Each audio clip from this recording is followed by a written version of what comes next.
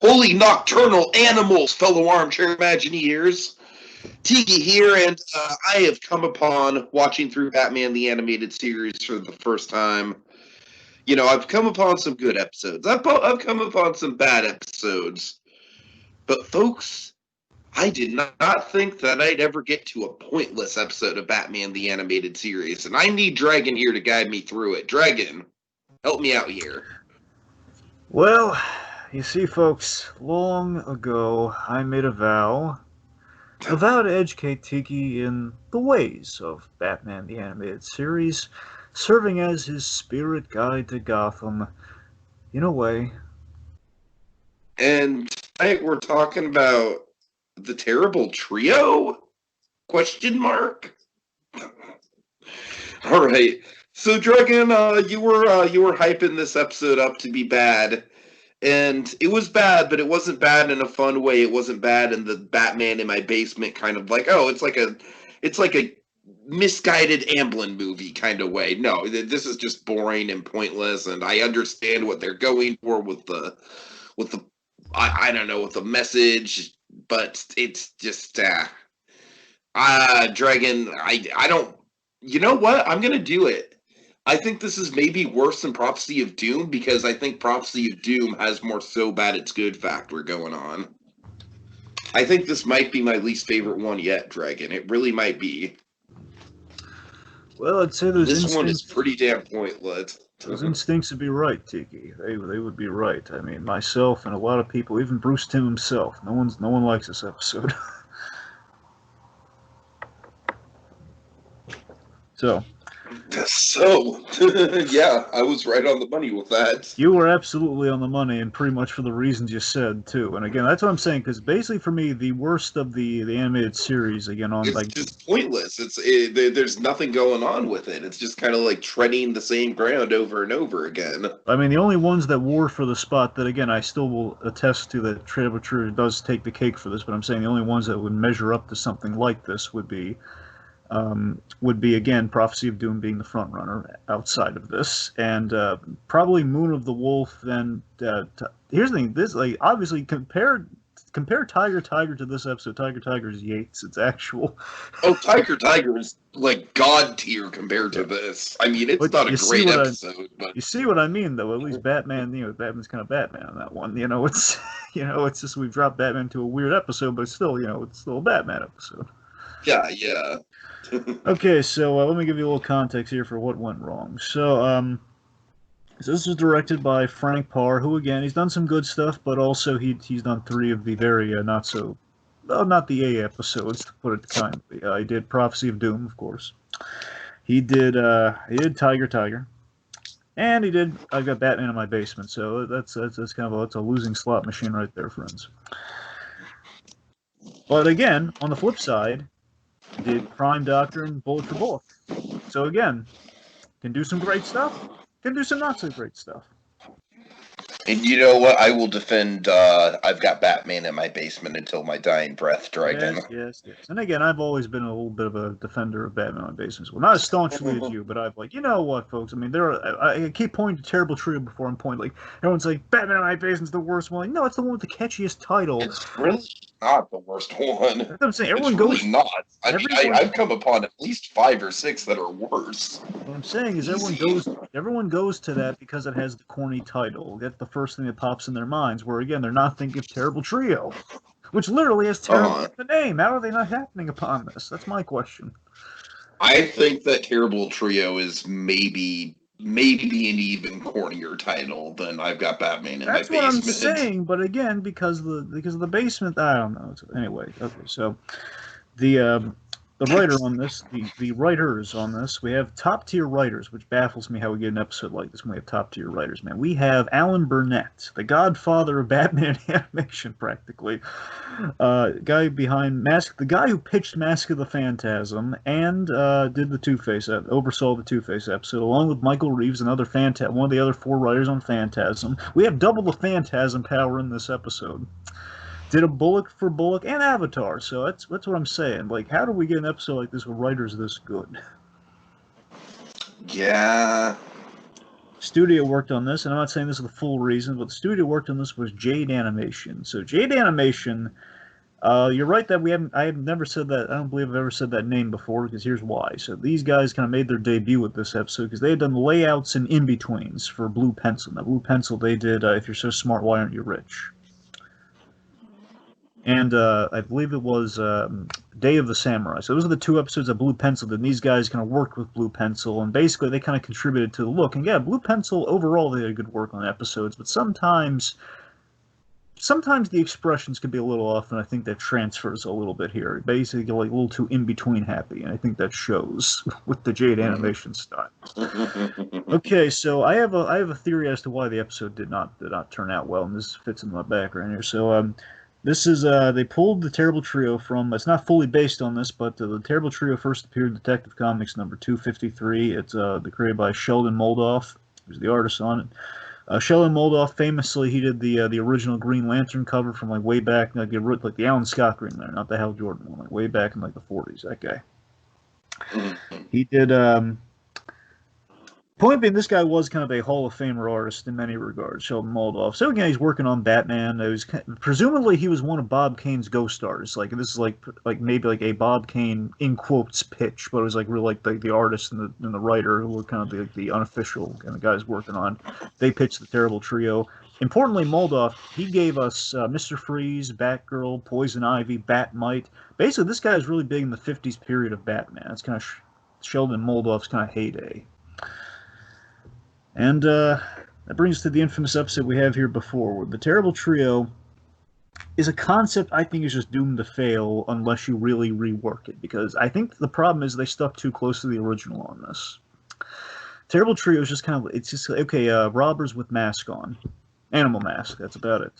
Animal masks, ooh, gimmick dragon. Do you get it? It's like they're animals because they're animals on the inside. Ooh, symbolism, ooh. But that's the thing. See, here's the thing that baffles me even more. The Terrible Trio has been adapted thrice in animation. This is the first attempt.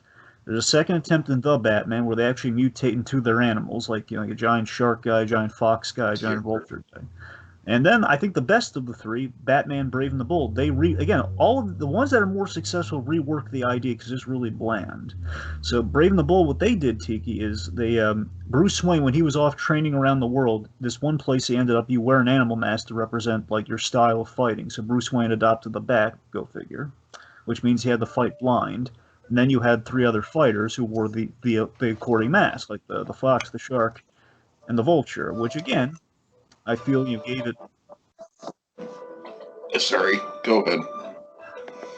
Anyway, but yeah, so I feel like that version of it, it had a little bit more teeth to it. Again, it was like it wasn't great, but that's a fact. Like, at least he jazzed it up in a way that wasn't like we're not mutating him, but we also gave him a reason to wear the mask and everything, and they kind of had a thing against Batman. It was like it made sense. And here it's just like there is no connection with Batman whatsoever. They don't have a conversation. There's nothing. There's just nothing here.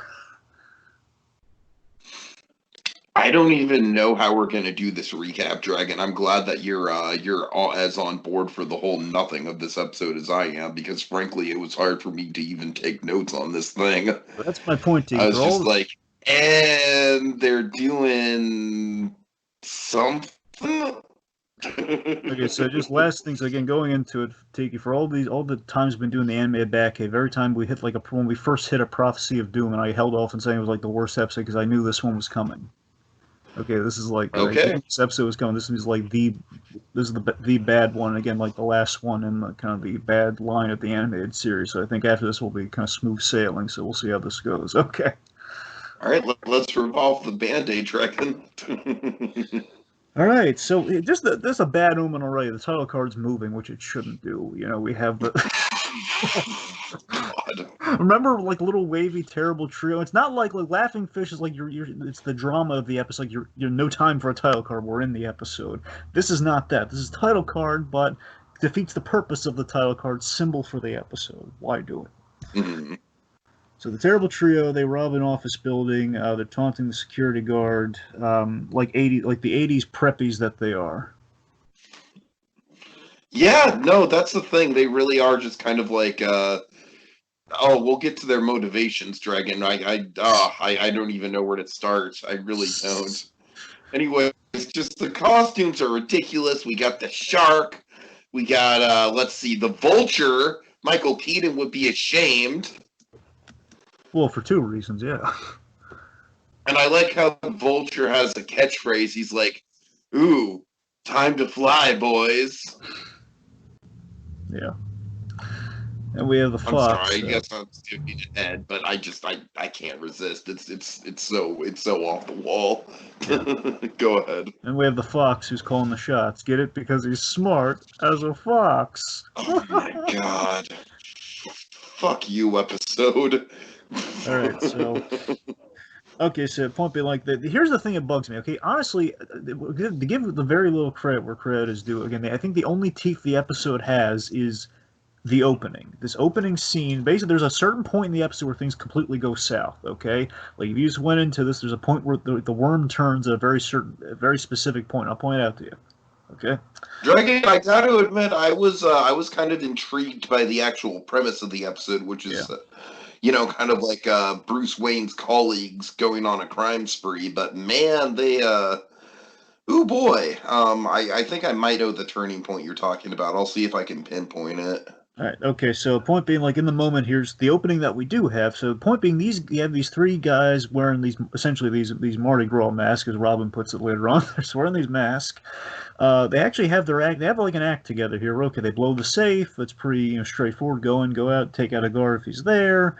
Then they zip line out. Pretty straightforward. These guys actually have a plan, which, I mean, again, last really clever mastermind we had was Scarface, and that guy really had a plan. These guys, it looks like we're trying to pull from the same weave, which obviously just goes south very fast. But the point being, we have a well-orchestrated heist with zipline escape and everything, but the Fox takes a moment here to chat up and mock the guard, the poor guard they kind of overpowered there, about his income and like how much money you get paid a year. And he does the math on the salary like a prick.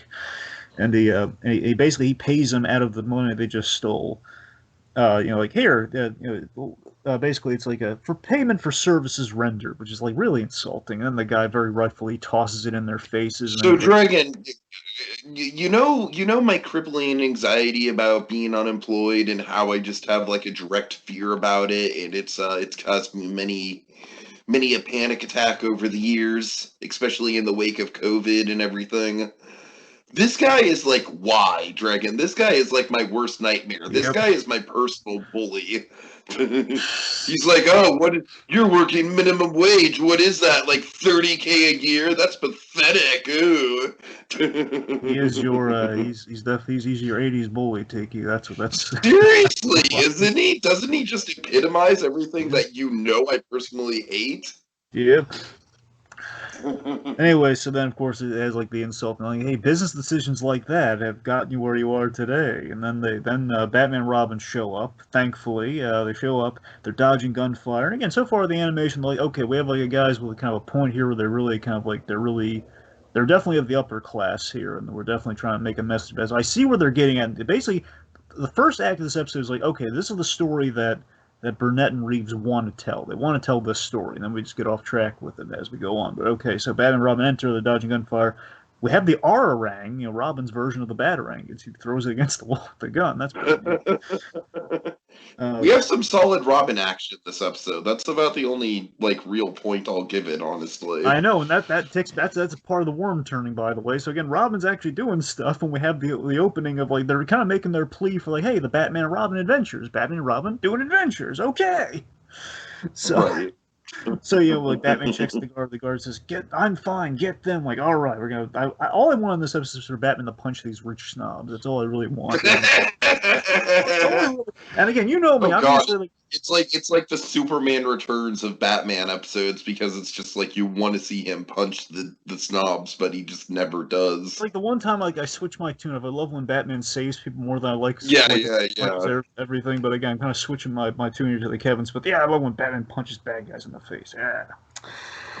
So anyway, Robin uses the zip line. He gives chase, which is really good for Robin there. We do this thing where they cut the line. He does a really cool acrobatic move with the grappling gun to kind of land really well. Now this is great. So before he gets to the trio, and again, to show you how well planned out they are here, they're going to the docks and they have a getaway backup plan where they're going to blow up whoever chases after them.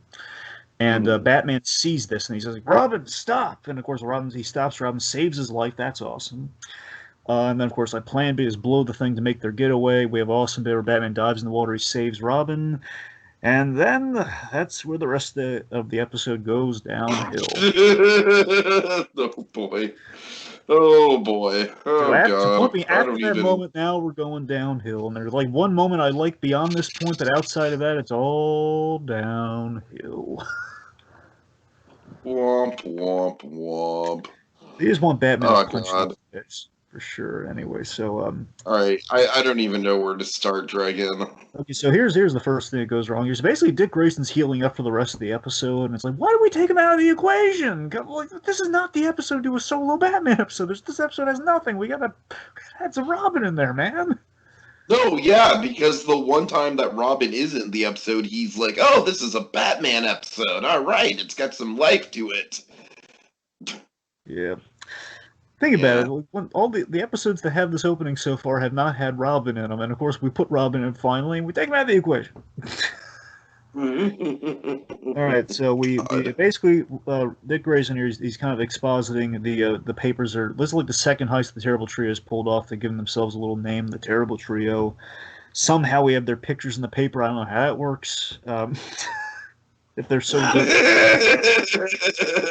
Anyway, so they're very photogenic, Dragon. They're press whores, as Kevin Smith would say. Let's see. So point being, like Dick Grayson's, oh yeah, they look like Mardi Gras refugees with those masks. Let's see. So, God, I just love the creative names, Dragon. Vulture, Shark, and of course, Fox. Yep. So they speculate. I shed a single tear.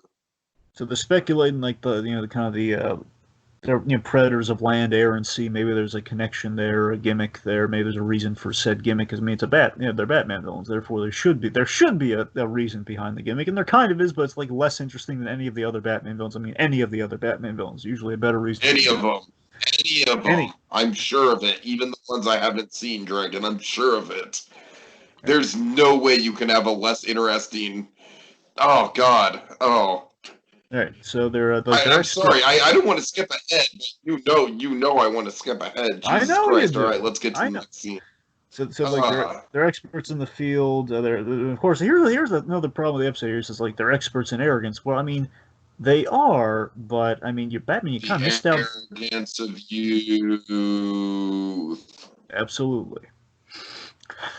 So Batman says they're experts in arrogance, which I gotta admit though, how does Batman know that though? Because he missed out on that first. I mean, unless he talked with the guard afterwards, which I don't think he had time for. I don't know how he knows that. I don't know how he knows they're arrogant. I mean, until he, well, you know what I mean? It's like he really didn't catch much of the conversation. That's what I'm saying. The big problem with the episode, Batman doesn't have a scene with these guys until he nabs them in the end. It's like there's no connect. Yeah, it's pretty weird. All right, so then we go to the country club charity event, and this is a scene always bugged. It's a silly reason, but always bugged me. Bruce Wayne skeet shooting. I hate Bruce Wayne skeet shooting because it's. I know he's doing it to keep up appearances, but it always just feels wrong. Batman with a gun, even if it's like a skeet shooting gun. I don't know. It always bugged me. As a kid, it bugged me more. So one thing that I'll take away from this scene in a positive way is that I really like the very polite way that Kevin Conroy just says, "Pull." Pull.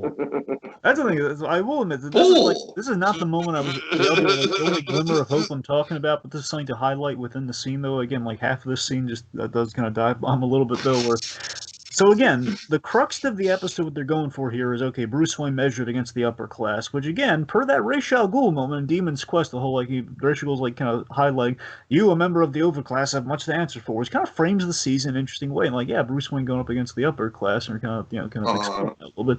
This does not do it well, but, it's... No. That's what I'm saying, I love the moment we had. Dragon, here. I'm sorry, but the upper class does not act like this, man. The upper class is far more subtle than this. Yep.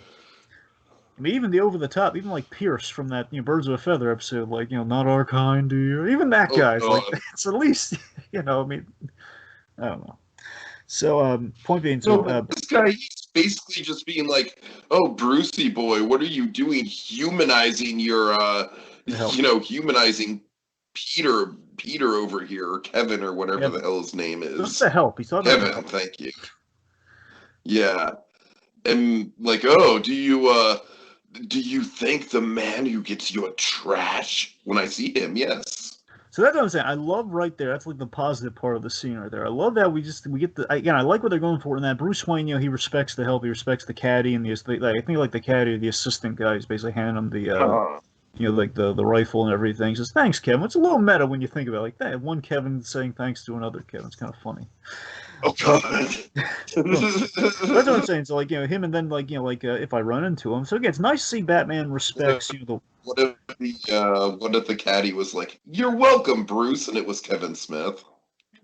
Oh, that'd be hilarious. But anyway, so I like that Batman, he respects the working man. He's nice to the servants, which of course makes perfect sense given his upbringing, and especially how close he is with Alfred. Of course, he'd be very respectful to anyone. Of course. The average Joe, especially anyone kind of just kind of helping you in some way. He had that help that made a great impact on Batman as a character who helps other people. That Alfred relationship is kind of key in flourishing that. Mm-hmm. So again, I like where their heads at with the idea. Okay, we're measuring up here, but as you said, we're exaggerating we're exaggerating the overclass here a little too much. Oh, really are, man. So we had a famous. You treat the help as people. They're not people, Bruce. Oh, don't get Warren started here. So let's talk about our terrible tree here. So again, Warren is played by Bill Mumy, Will Robinson from the Lost in Space. Okay. This guy's a dick, Dragon. Just straight up. I'm sorry. I'm sure he's a good actor, but yeah, I'm sure Bill Murray's a far nicer person in real life. Let's get that in there. But that's what I'm saying. I mean, I don't know that for a fact. I'm saying Mark Hamill has nice stories about Bill Murray, so I assume he's a nice guy. Anyway, so he sounds kind of like he has a Mark Hamill edge to him. By the way, in the voice acting department. And remember, Mark Hamill, of course, before he plays Joker, he does play kind of like a really cruel-hearted, kind of like upper crust guy in Ferris Bueller, the guy who runs a company. It's like, yeah. Right. So we have Army Lidecker. He's David. He's actually my favorite of the bunch, but I really don't recognize his work. David Jolife, I think his name is. And then we have Gunther Hardwicke, and this one's a fun one. Peter Scolari plays the shark of the group here. Peter Scolari, who we've seen, he was Commissioner Loeb in Gotham, and he's on Evil right now. But you know him for Commissioner Loeb on Gotham. Oh, gotcha. Yeah, for sure. Anyway, so the point being, we established the fraternity brothers, and they're kind of Warren's underlings. Point being, Warren very ignorant about his pomposity too. Like, is this what you do for kicks, Bruce? Charity? Well, I do have an active nightlife. And then we have this great. I love this. Is what I'm saying. This is what you're talking about here. We just have kind of uberly nice Bruce Wayne, which is really fun. I think it's important to help other people. May sound corny, but hey, it's how I feel. It's like I mean, I think it's the nicest version of the mission of Batman in kind of the Bruce Wayne guys. If a lot of people loved each other, the world would be a better place to live. Now let's go have some lunch, huh? What I'm saying, it is really, it's so odd to see him so uplifting, but yeah, it's nice. So then we have the weird superior animal speech. Oh, Bruce, you're a superior animal. That's when he's really. Oh God! Oh dear! This is where the episode just loses me. This is the pinpoint I was talking about right here. The superior animal thing. Well, this is basically them spelling out the evidence, and I feel bad that Bruce didn't even suspect this initially. But basically, Bruce doesn't like these guys, and that's what I'm saying. It's not even I can't even give the episode points for Bruce Wayne being on to him from the get-go or something, or Bruce Wayne having a relationship with these guys, because again, guys we just introduced in one episode who really don't make much of an impact. It's like Anthony Lumpus from Moon of the Wolf episode. We can't just introduce random rich guys who are going to have a very fleeting interaction with Bruce, and we can't really. What? Call you back. Sorry. Go ahead. Yeah. So, point being, this superior animal speech. We kind of set up the three animals here, the brothers. Oh yeah, we've run with the bulls. We've shot. we've shot from hot air balloons. Like, And we've killed great whites. We're keep going. I'm sorry. we've killed a great white. We've done it all, and of course we show the big ring clue. The ring clue is very key in all this. It's well, that's what I'm saying. We kind of lay out a narrative where Bruce Wayne's could be on to these guys. They're just not building much of a rapport where I can really at the end of the day walk away fulfilled. Like, okay, we did more of a Bruce Wayne story than a Batman story. It's like, well, Bruce is there, and has a little. We established Bruce doesn't like these guys. That's all we did here. It's not really like he didn't see himself in the guys at all. We didn't it feels more messagey than it feels like we're actually kind of laying out the thread for the story. It's kind of what it feels like to me. No, absolutely. It's very messagey. Yeah, you hit it right over the head for sure. Yeah, I feel it's a missed opportunity. All right, you ready to get messy, Dragon? You ready to get kind of like some relationship drama into this whole ordeal? You ready to go 13 reasons why with this whole mess? Well, after a really corny line, we have like dollar for dollar, that's the dullest man in Gotham. As Bruce Wayne kind of walks away saying, well, I'm sure you'll think of something to do after you've killed all the Rajas, all the Tiger Hunters and everything, just like after he moves on.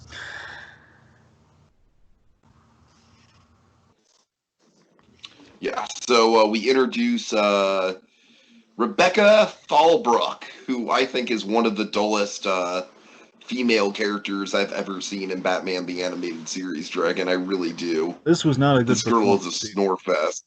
This was not good. She sounds so disinterested in the line. So we meet Sheldon Fallbrook, who is voiced by Hector Elizondo, who of course he'll appear a couple times in the DCAU, and in the Lego Batman movie, he was Jim Gordon. Good actor too. I feel like he's been in Monk. I love this actor, man. I love Elizondo. He's wasted here, but he's good. So, by the way, his name Sheldon. And Dragon, I feel like with this, it's like we've been through way more interesting stories. Like, of course, like Ra's al Ghul and Sophia Capone and stuff of that ilk. Where it just feels so boring. It feels like, okay, like we have this random, really dull girl that we're never really going to spend any time with outside of this episode, and her rich father who's just not developed at all, except he's rich. And we spend so much time with these people, and I don't know.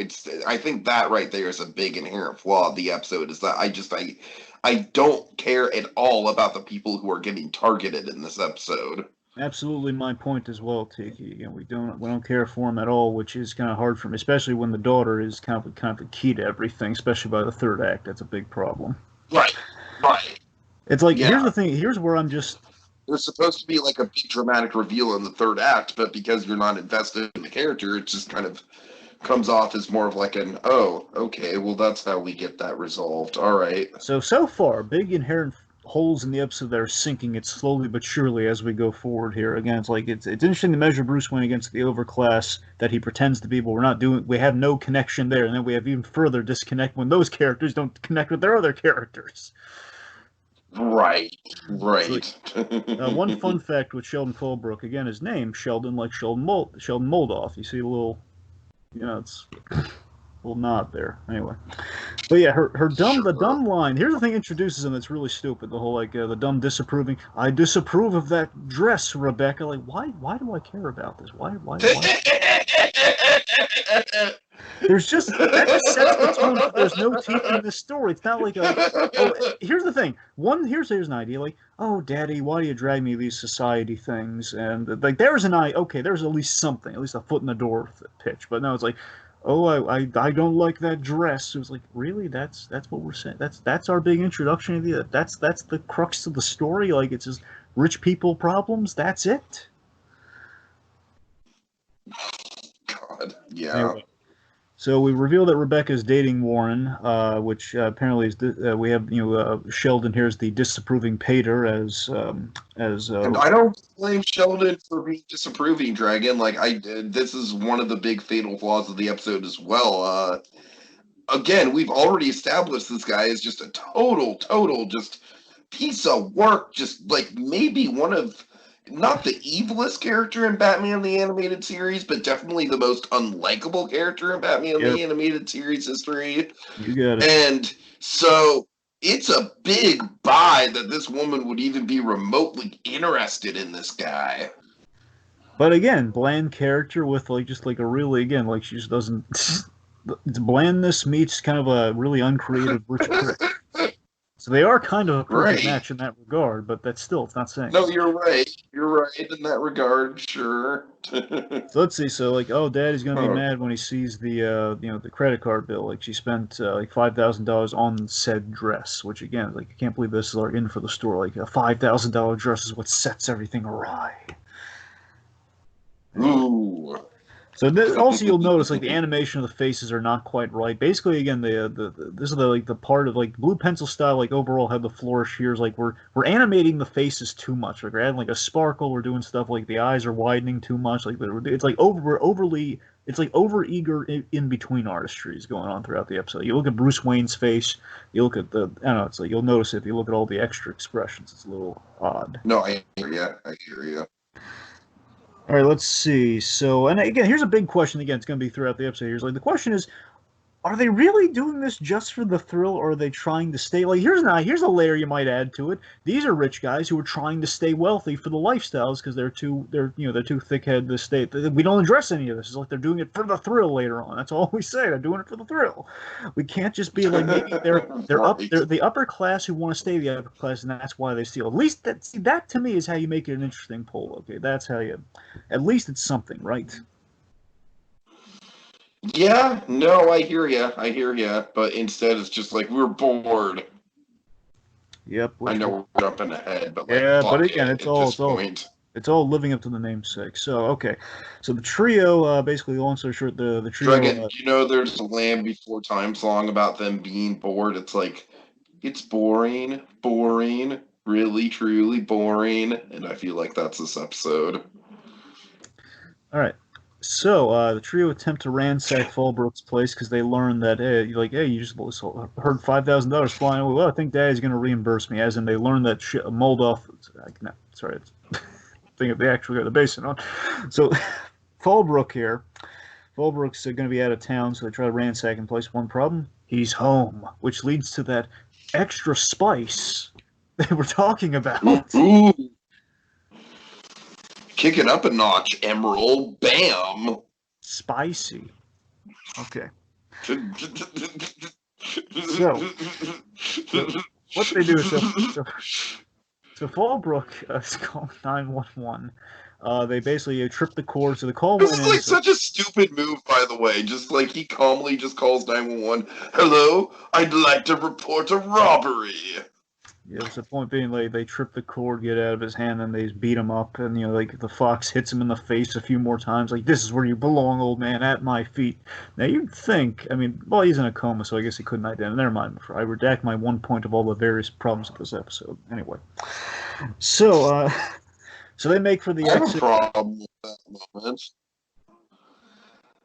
What? My problem with that moment is like basically through all the logic of the episode, this guy thinks that, like the commoners are beneath him. The commoners should be at his feet. If anything, this guy like in his weird warped point of view should have a sense of respect for the man that he's robbing in this instance. Maybe, but it's like the disapproving father thing. And again, we don't even address that. It's not like he hates the father for looking at him that way. It's not that at all because we had no development here in this relationship. Nothing. So we got nothing. So let's see. So then he makes for the exit. Importantly, big plot point here. He grabs Warren's old little stick pin tie pin thing. He grabs the old fancy jewel encrusted stick pin just to stick it to the old man. Get it? Okay. Why does he do this? Why does he do this? This could be traced so easily. This is such a dumb move, especially if he knows he's gonna like continue the relationship with the guy's daughter. It's such an obvious like rookie mistake. Hello, McFly. Well, hello. I think you said it earlier, Tiki. The arrogance of youth. The arrogance of youth. Then we have like this weird oblivious. This episode feels like we're missing all the plot. The plot just kind of like drained down. We're just left with the vague skeleton. It's not even like a full. It's like half of a skull. Okay, That's all we're you left know with. the Captain Crunch oops all berries. I'm sorry, the what berries? Captain Crunch oops all berries. What about him? This episode is like, oops, no plot. Okay, that's good. That's good. Right. That's the thing. So that's the thing. So, like, we only have like half. Somewhere with that stupid thing. I know. I was wondering where you were going. Anyways, so that's the thing. We don't even have a full skeleton of the episode. We have like pieces of like skull and like skull fragments of an episode here. Where again, I get where their head was at, but I can't really put it together. Like, because it's just we're missing like we have like random gags that seem like the doorman's a little oblivious in the moment here as they're fleeing. It's like whereas like I don't know. Anyways, then the cops show up, and then we move on to the Batmobile giving chase. He getting a little policeman coming through about the robbery and finding Sheldon and everything. Mm-hmm. So we have again random gags like this where they're in the middle of the chase and they just kind of run into the stoplight, and then Batman runs in the stoplight too, and it comes down. It's like, okay. Why not? So then the trio have a tricked out getaway car with grenades, which is not bad. I'll give them vehicle points here. Grenades. We have So we have those weird in between Batman reaction shots where his eyes go really wide, like a little like they're not the triangles, like they're just they're odd reactions. Right. Yeah. So then, okay, now this bit is actually cool here with the my turn part. It's just my turn. Then we reveal the grappling gun in the front of the Batmobile, which hooks the car. That's cool. Then he's reversing. Like, yeah, Batman, pull those suckers in, man. Yeah. Then they shoot it, then they get away. And now this is okay. Legitimately, this is the one part of the episode that the only memorable part of the whole episode, aside from me not liking that whole skeet shooting bit, because I only have two memories of this episode I can always draw to outside of it overall being bad. Is that I don't like the skeet shooting, but I do like this bit. Now here's the bit I like. So Fox gets the idea, dump the money, which kind of leads to a very Batman 89-esque kind of escape plan here, where it's like, okay, we have the money in the street, people are going to swarm to it, which again, Batman can't, unless Zack Snyder's doing this episode, Batman can't drive through people. Oh boy, we're lucky Zack Snyder wasn't doing this episode. Oh, that's not something I want to see.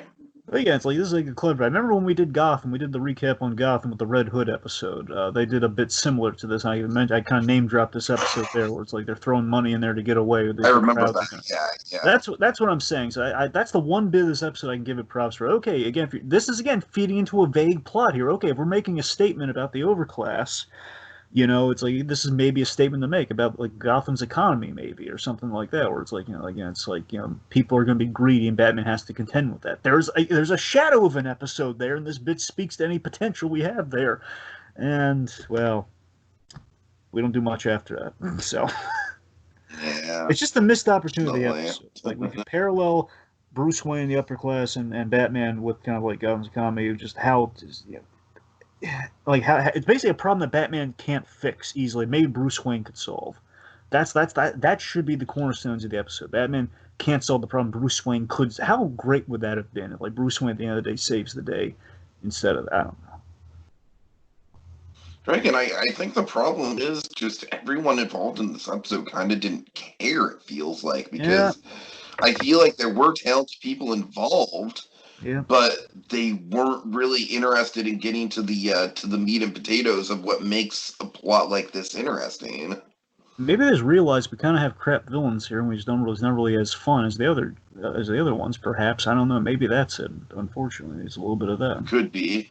It's like they kind of knew going into, well, no one's really going to remember this one anyway. I mean, it's not really, but it's a negative way to go into the episode. I like to put faith in they're not going to go into an episode like that. But I mean, let me tell you this. Yeah, because it's like, if that's the case, then why would they do the episode to begin with if they don't have faith in the villains? I mean, here, let me get into this here. A part of me thinks the Terrible Trio is just not right for, and again, I'm not saying this as an insult, it's not right for Saturday morning, where Batman was exceptional for Saturday morning. It kind of basked in the exceptionalism, but I think they took an idea, which again, it's just bank robbers with, you know, they're robbers with masks, and again, we're trying to do a message here that was, I think they're figuring,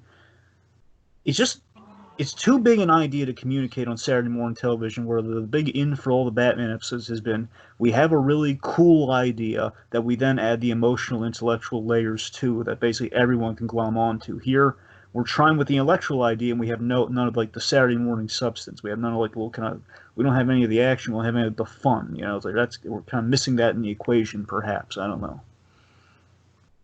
Sure, sure. All right.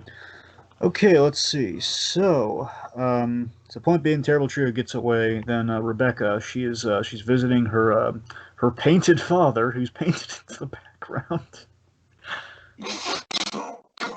Oh God, God, it's so it's bad. and again they've done this effect so better, and like with Two-Face and everything.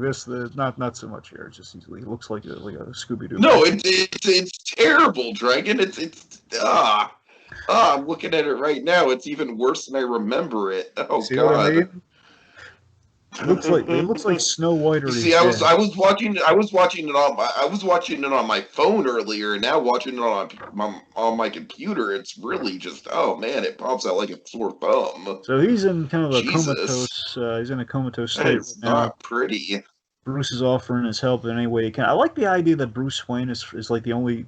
He's kind of friends with Sheldon Fallbrook here. I kind of like that. I I don't know. mean, sure, fine, but like, I don't. There's no basis for the friendship. You're There's right. no You are connection. It's not just, wrong. I'm just saying I'm looking for any light at all, and this is like nothing but darkness yeah. up here. I'm just trying to find any flicker I can right now. Oh So, God. okay, let's see. So he visits Warren. Sorry. Warren comes in the visit. Of course, the guy knocked out. He did he put him in the hospital, but he really didn't even have to. He leaves. He leaves with Becky. Bruce Wayne then spots the ring indentation, and again, good detective work. I'll give him that. Where he kind of puts two and two together. There's a ring indentation on Sheldon's face, and he saw the Yeah, ring. sure, it is. It work. So let's see. Then we cut to the ring as Warren invites Becky to stay to join he and the boys at the mountain little mountain trip they're taking. Uh, So we then go to the cabin with the Three Stooges. oh God. Basically, here they're wearing their costumes sans the head right now, and that like, come on. Yeah, yeah, they're not being very subtle, Dragon. They're really not. Look, I know a jacket's a jacket. Sometimes it's not conclusive proof. But I mean, if she if she was holding a newspaper just by happenstance, like, wait a minute, left, right, left, right. Egad, you must have got those jackets on wholesale. Anyway, so no seriousness. So the point being, so basically they kind of find out inviting her there. There are no leads on the police. Don't know anything about them, despite how careless they're being. And then here's where the dialogue gets really stupid here. One would think you actually cared about the old coot. And he says, "Well, he is my father." And she says it's so disinterested though. Well, he is my father. It's like, well, yeah, you would care. Yeah, it's like, okay, lady, like, do we really? That's my whole problem with this character. It's like, do we really expect this freaking like she is the thing that we're supposed to like hang our hats on this episode? I'm sorry, no, I can't. Here's the thing. It bugs me. There's an embarrassing error, but no one cared, so they didn't do anything about it. I mean, and I'm speculating on it because I can only imagine the only reason you make a mistake like this, and the reason no one brought it because no one really cared because they switched the dub of the actors, so two of the characters had the wrong voices for a moment. Oh no! They switched the voice Whatever. for a moment. They switched the voice of the shark and the vulture, where it was in. That's what I'm saying. But no one. It's not like Oh, I could care less about that. Whatever. That's what I'm saying. But moving on. It's not like the nice we don't care. It's like the we don't care. Right. Exactly. So it's like, we have the number here, and we're only an hour's drive from the city. So then we have this weird timing. This episode already. We have this weird abrupt timing with the animation too, where like then the Warren comes in like, it's time for a feast. He's like, wheels that trolley in there like that. We're gonna cheer you up whether you like it or not. Then Becky's touch, and this is our big little plot point here. She begins to shed a tear. Warren goes in to get his hanky, but stupid Warren doesn't clear out his pocket. Little type and little stick pin. Of course, she recognizes it. And First of all, I love the fact that a dickbag such as Warren actually has a handkerchief on hand. That's amusing in its own right. That it is. Secondly, I feel like, my God, how stupid do you have to be to literally wrap this woman's fucking heirloom. It's so Dragon. The levels of dumb are just off the charts. And here's the thing, okay? Here's where things get even dumber, okay? Look, instead of any number of lies Warren could tell her in this moment, look, I'm not saying, again, he still would have been a bad situation, but again, like, she doesn't really seem to care about anything. He's like, oh yeah, I saw it and I stole it. He could have just said that, like, I stole it, I don't like your father and I stole this little stick pin. He could have gotten away with that. I mean, I guess, I just took it, or I found it. If you wanted to come off a little better, the point being, I saw it and I bought the same thing. I mean, look, these aren't great excuses. What I'm saying is he could try any number of things, but then things turn sinister just because. It's like he just looks at it like, she knows. Let's gang up on her. It's like, your girlfriend. You could have lied. It's an idiot. Okay, so we're in the Batcave. Again, we have to give Robin something to do. Where really it's just like he's stuck, and then we put him in costume. Obligatory Robin cameo. So Dick is he's tracing the ring to the Delta Sigma Alpha fraternity, which basically belonged to which Warren and his fraternity brothers were a member of, which basically put 2 and 2 together with the ring. They inherited their fortunes through their fathers and their businesses, like in oil, in aerodynamics firms, and shipping magnates. Again, land, air, and water, which I really think it should be land, air, and sea. Air, water, land, fire. Anyway. These are the 4 nations, blah, yada, yada, yada. All right, I'm sorry, anyway, go ahead. So then we have a line here, which I feel a little questionable, but I get what they're trying to say. It's like, scoundrels like these are worse than the Joker. At least he's got madness as an excuse. Well, I mean, kind of. I mean, it's a little, basically, there's a bit in this kind of Arkham Living Hell, Arkham Asylum Living in Hell, which is a really good story, until the 4th issue. The 4th issue gets really mystical and weird, but the first 3 are really good. Anyway, my point is, there's a bit in there where there's a guy, the Great White Shark, not this shark, better shark, just take my word for it. This little stuff. A guy tries to get out of going to regular prison by going to Arkham, where he's basically, he does the insanity plea, which is a joke. I know I've told you this before, here's my point. Cuckoo's Nest offense. I know, I've read this book, yeah. Anyway, the point is, there's a moment where he's in Arkham with the Joker, and it's like the old drop the soap gag, but again, like the Joker, he hands him the soap, doesn't do anything horrible to him, but he just tells him, oh, you're that guy that everyone's talking about. Yeah, you're worse than me. He's like, wait, how is that? But you kill people. Yeah, but I don't go after their kids' trust funds. So it's a great bit in that book. So yeah, I get what Batman's kind of circling around here, where it's like he's got Maz as an excuse, but it really is. Look at these guys are all they're terrible people, but the Joker, they're dopes. They're just dopes. That's what I'm saying. I mean, that's a little high praise. Kind of like these guys are worth it. I don't know. It's a weird line. Okay, so Dick Grayson, he has a very solid question. Why do they steal? If they're rich guys, why are they stealing? And then we just have this cut that I'm sure you love. Oh, this is a perfect cut. This is a perfect cut, yes. Silly cut. Because we're bored. Because we're bored. We were bored. It's just like the audience. I'm just like Picard like face palming myself, Dragon. I really am at that point. I'm like, no shit, you were. I wrote my notes next to because we were bored, like the audience. Oh god, I mean, come on, Dragon, come on. So basically, these fucking millionaires are like, oh, we've done it all. We've mountain climbed. We've skydived, yada yada yada, whatever the fuck, midlife crisis, whatever. They're thrill seekers. Now we're gonna, Dragon. I'm a thrill seeker. You know what I do? I go on trips to theme parks that have roller coasters. You know this about me. Yes.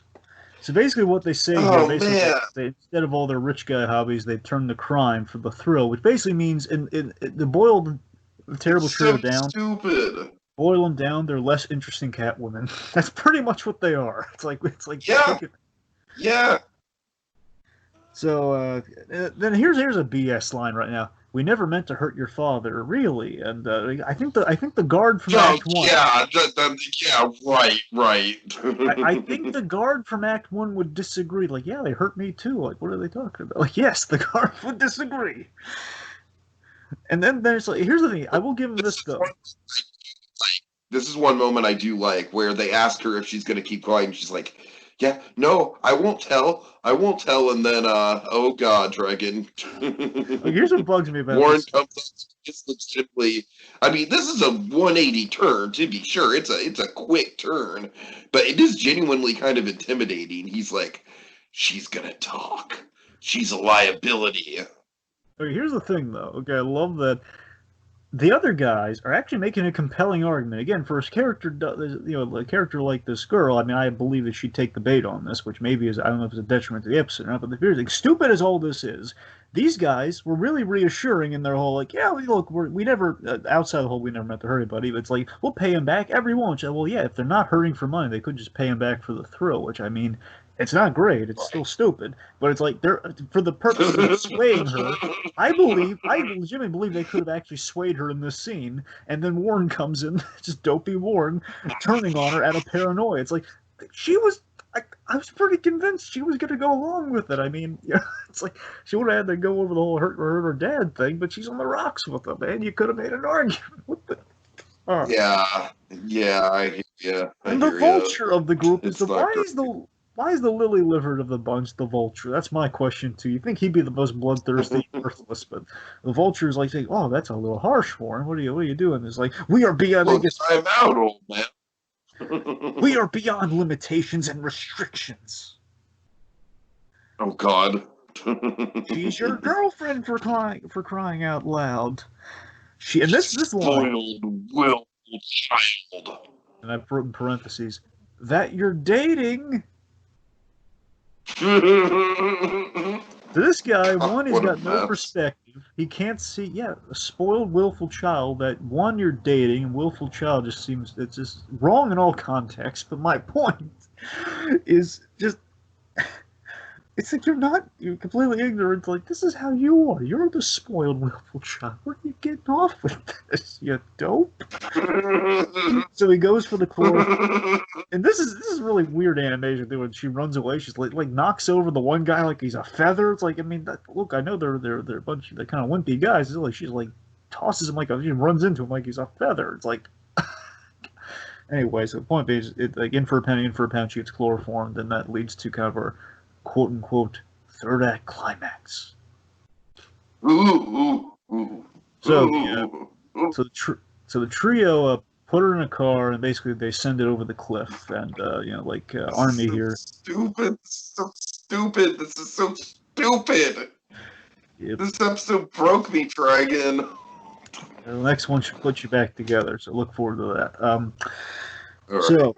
Anyway, so the point being, the vulture here is saying, like, come on, you got to reconsider, Warren. The no luck is no reason there. And the problem with all this, as we said before, is I don't care about these people at all. I don't care about any of these people, so there's no stakes in the third act. No, that's exactly the problem. Yeah. So, importantly, Batman actually appears in the episode again, where the Batwing, saves her with the cape. Which, again, out of all the times I'm thrilled Batman saving people, this is not one of those times. We have Robin suited up, but he's stuck in the plane. So why did we injure him in the first place? Why? It's like he's there. I may steer him with a broken arm. Good question, Robin. Why do you have a broken arm right now? Why are we doing? It's like we had here's the thing. They had to put him in the costume again for the opening titles. It's stupid. Just write it. Why'd you write it out? Okay, so. We have the ejector seat, and again, points where points are due. Batman gliding from the ejector seat's pretty cool. Again, there's not a lot. It is. Dragon, it's hard to do bad stuff with the Batwing, all right? That's a fundamental truth to Batman, I think. Yeah, you're right about that. So they're firing through the glider that he's on right now. Basically, it turns into a glider when he ejects in there. We have Batman. Now, here's a BS bit right here, man. I'm always for, yeah, Batman does have to get it. If Batman's facing a whole bunch of, like, average Joe thugs, I mean, I understand maybe he's going to get hit a couple times because he's outnumbered and we need to add stakes in there. And again, it's like, if it's multiples, I get it. But Batman going up against one of these guys, none of these guys are trained fighters at all.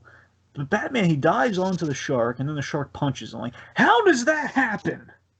I just love the image of Batman fighting a guy in a shark suit. So we get the image of Batman punching a shark in the face. Yeah, that's what Yeah, that's what I'm saying. I feel BS that he got punched by that shark guy first. Like, how does that happen?